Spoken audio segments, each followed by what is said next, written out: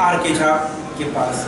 आज हम उनसे भी जानेंगे तो कोचिंग संस्थान में बच्चों को किस प्रकार से पढ़ाते हैं, कोरोना काल में उन्होंने किस प्रकार से पढ़ाई करवाई, और बच्चों से भी ये जानेंगे कि उन्होंने जब ऑनलाइन क्लास की तो क्या उनमें भय था या डर था कि हम ऑफलाइन क्लास करेंगे तो सर हमसे पूछेंगे कि तुम क्लास नहीं कर पा रहे थे ठीक से।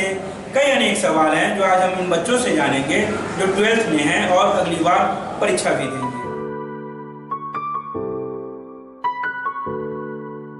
बच्चों से आखिर वो कहाँ पढ़ते हैं, सर किस प्रकार से पढ़ाते हैं, आखिर कोरोना काल के समय उन्होंने किस प्रकार से पढ़ाई की, अब कैसा लग रहा है उनसे।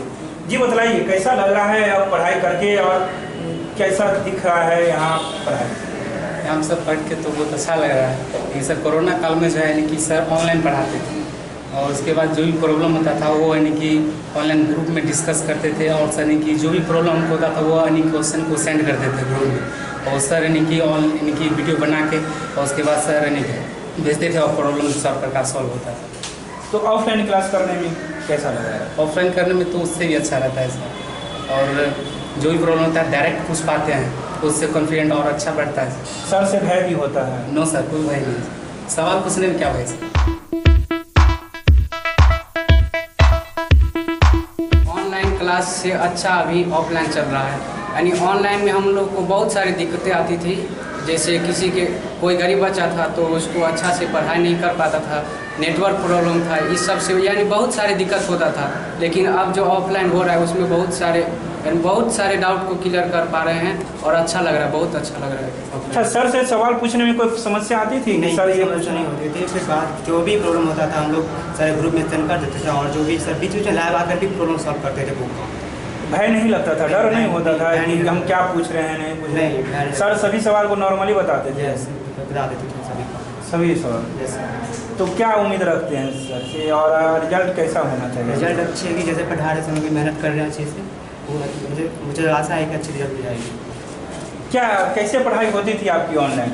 ऑनलाइन बहुत अच्छी पढ़ाई होती थी और ऑनलाइन में इतना ज़्यादा कंसंट्रेशन नहीं बन पाता था जो कि ऑनलाइन में बन पाता। ऑनलाइन में सर मोटिवेट करते हैं और फोकस के साथ पढ़ाते हैं और हर एक क्वेश्चन को क्लियरली बताते हैं।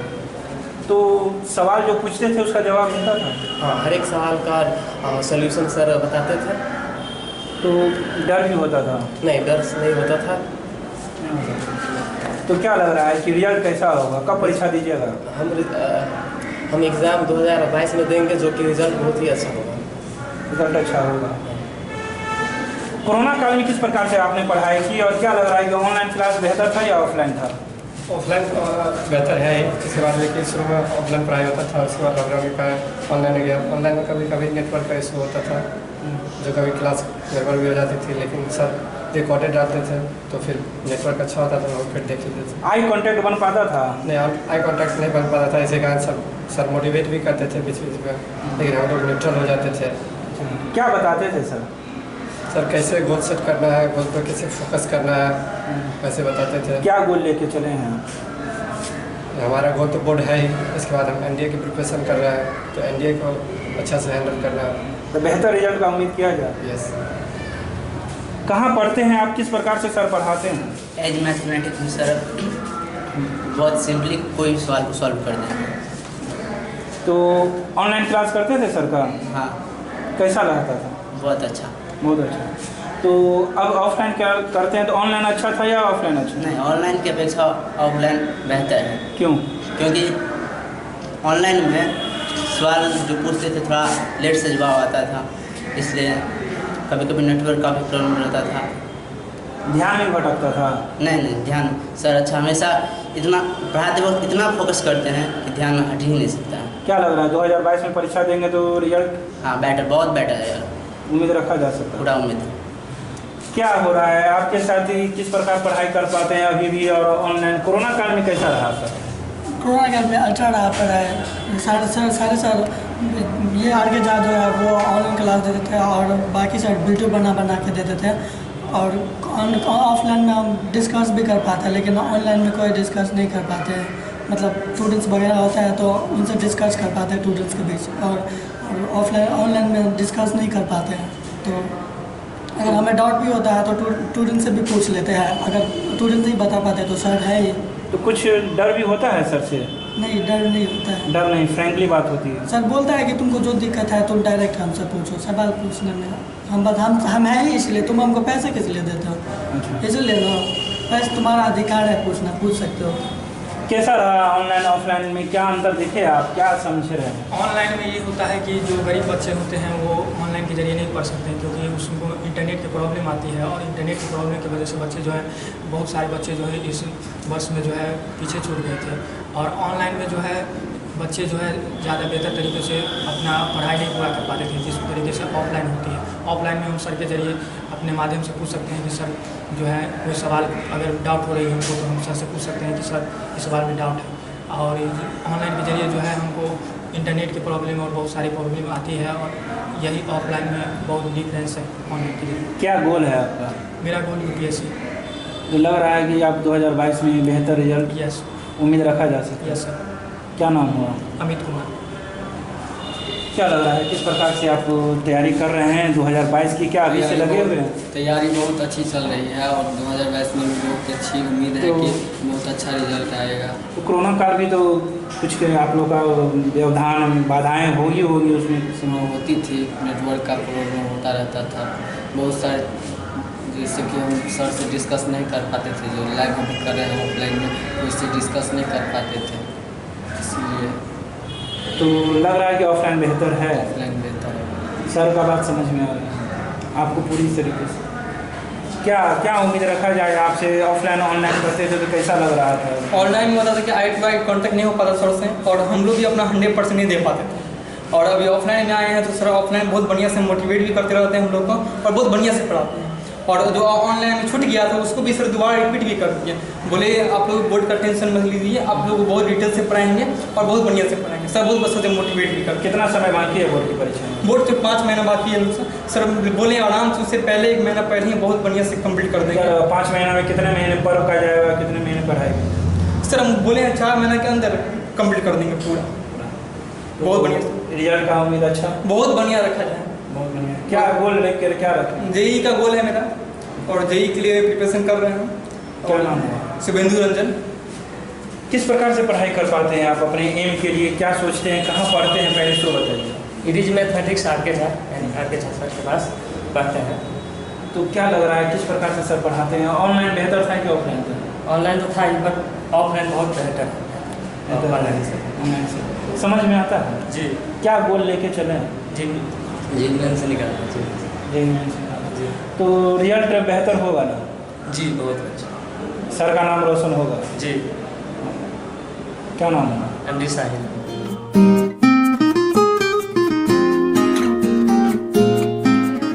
एज मैथमेटिक्स में पढ़ते हैं बाय आर.के. झा सर।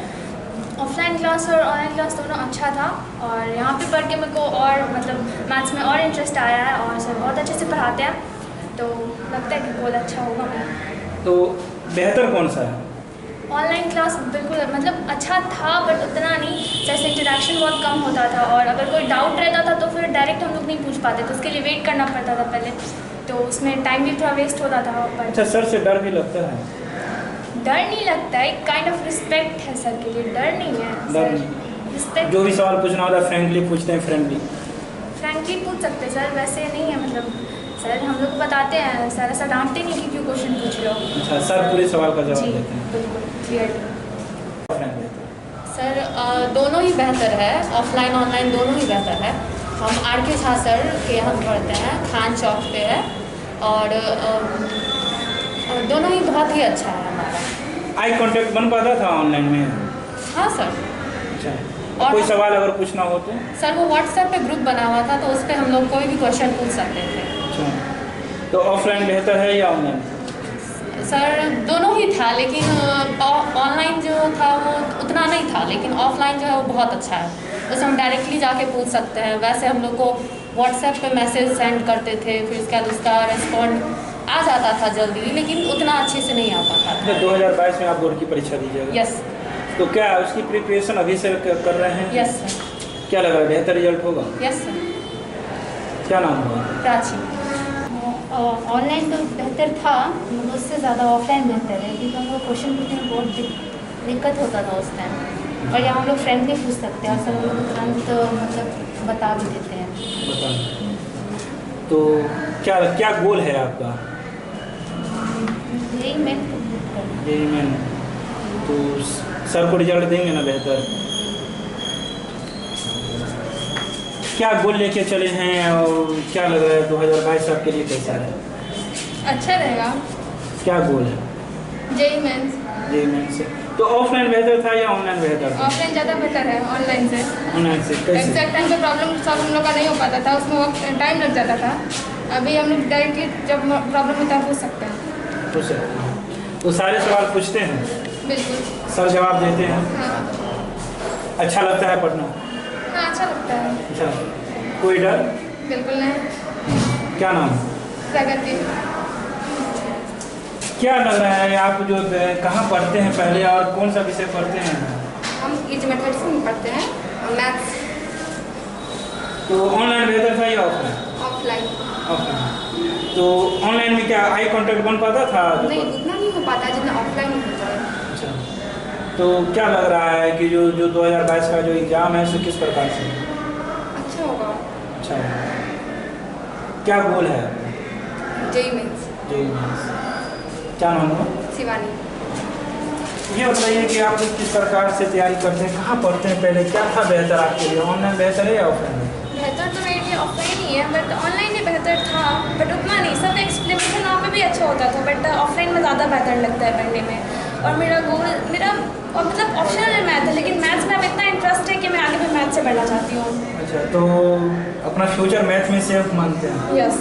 क्या बनना चाहते हैं? IIT GM कंप्लीट करना है। तो सर से सारे सवाल पूछते हैं? Yes sir. सर पूरी रूप से अच्छी तरीके से बता? Yes sir. उनका एक्सप्लेनेशन तो मेरे को बहुत पसंद है, तो मतलब बता नहीं सकता, उनका एक्सप्लेनेशन मेरे को इतना ज़्यादा पसंद है कि मतलब इसी से तो मेरा इंटरेस्ट बढ़ा है मैथ्स में।